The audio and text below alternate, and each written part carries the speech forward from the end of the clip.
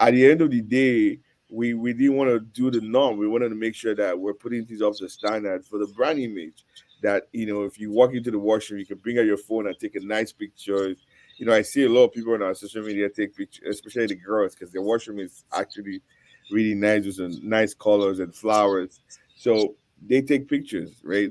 But that shows you that they love what they see, and it's something very comfortable for them. So that has to play with your branding. How do you want to make sure people perceive and see you, and all that kind of stuff, right? We wanted to raise the bar, and and be able to make sure that they see Africans or African restaurants in a different kind of way.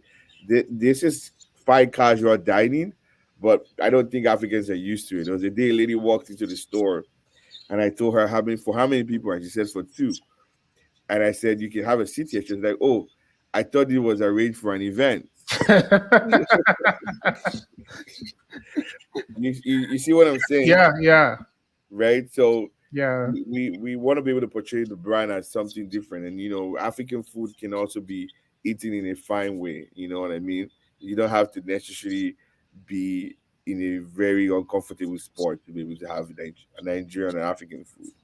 Oh, that's very interesting. Talking about that, that's true. When you go into that place, you can tell that these people have tastes. All right.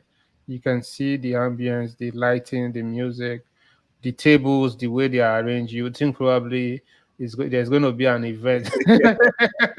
You know, the whole place is prepared for you. You know.